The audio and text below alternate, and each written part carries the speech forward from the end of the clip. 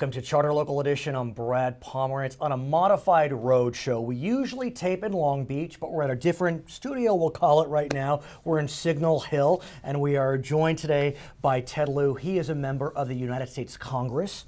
I'd like to speak with you, sir, about climate change. There's no question that climate change is seen differently in Washington than it is even in California and otherwise. As a new member of Congress, as the president of the freshman class, by the way, the entire class of the Democrats. The Democrats. Give us a sense of what you hear and see when you talk about climate change in Washington, D.C. Well, we know based on the facts that climate change is happening and has been happening for decades. 2014 was the hottest year in recorded history, only to be replaced by 2015 as the hottest year in recorded history. We know ocean levels are rising, we're getting more extreme weather events. So everyone believes this, except this little bubble in Washington, D.C. within the Republican Party, the only major conservative party in the entire world that denies climate change. When you were a member of the state assembly and Senate here in California, were your friends on the Republican side perceiving climate change the way your friends in Washington are, the Republicans? No, and in California, I was a co-author of AB 32, the Sure. Landmark Global Warming Solutions Act, that was signed by a Republican governor. Right. It did have support by at least one Republican legislator. It had to because of the vote back then? Correct. Right. So in Washington, D.C., we are getting some movement. 10 You are? Yes. Oh, really? 10 Republican Congress members basically signed onto a resolution last year saying climate change is real, largely being caused by humans. So that is progress.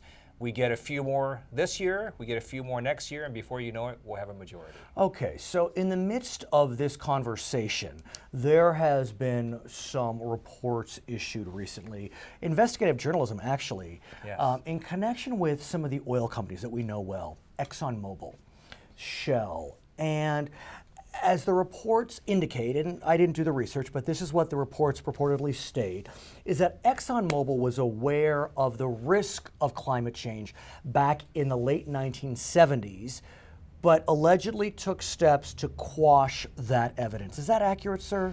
They weren't just aware of the risks, they planned for climate change. They altered things they were doing because they knew the Earth was heating up. They had plans to explore more in the Arctic because they knew it was going to melt and have additional places for oil exploration.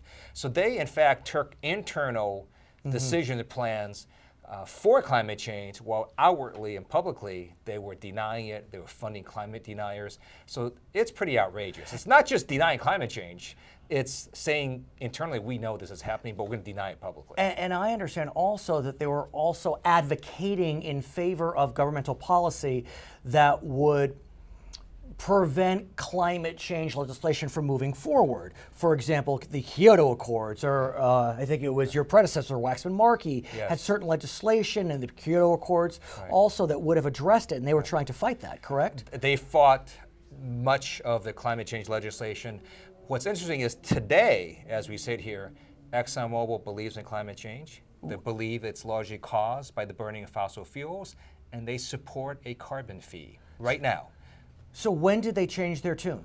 About 7 to 8 years ago. Why did they change their tune? Because facts are facts. You can only deny science for so long, and keep in mind they rely on science. They are Right. a company that does have to rely on facts.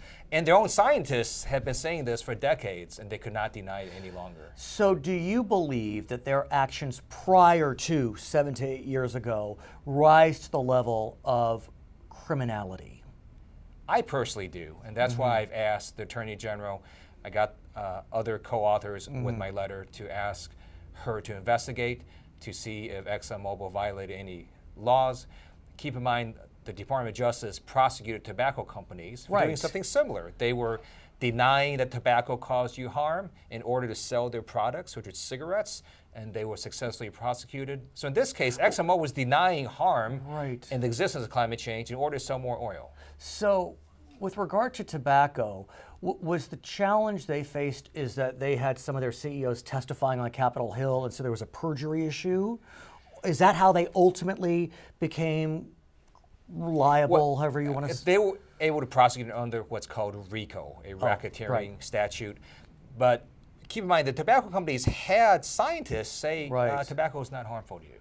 And it takes a while for people to realize that they were just lying. So same with climate change, right? At the beginning, keep in mind, they would fund climate deniers and they would fund these scientists to say things that just weren't true. Now, I'm wondering though, look, they have changed their tune.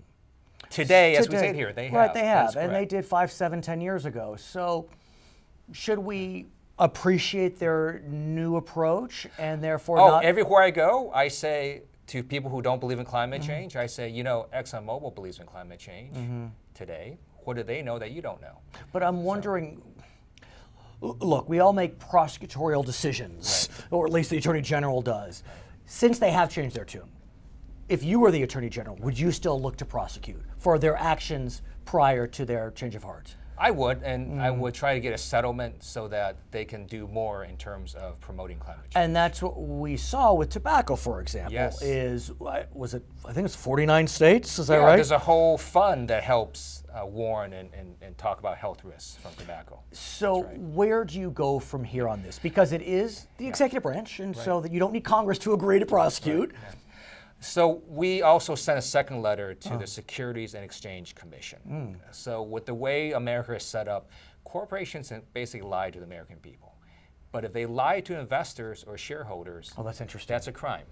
So ExxonMobil had all these filings with the Securities and Exchange Commission that did not disclose the risk of climate change or did not. And they knew of it. Absolutely. The documents so indicate. That's right. Are there any other oil companies that you're looking at? That's a great question. So the two organizations in the media that have done investigations on this, LA Times and Inside Climate News, have focused on ExxonMobil, but they've also started looking at other oil companies. So Shell has now been written up in some of these articles where they also had their own engineers and scientists say, yes, climate change is happening.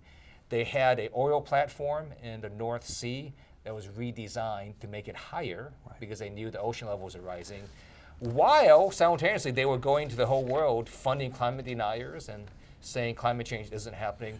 So I also wrote a letter along with two other members of Congress. We're all in the Oversight Committee asking the Attorney General to also look at investigating Shell oil as well. What about legislation here in Washington? You are in the minority in terms of political parties. It seems as if your friends on the Republican side are not interested in climate change legislation.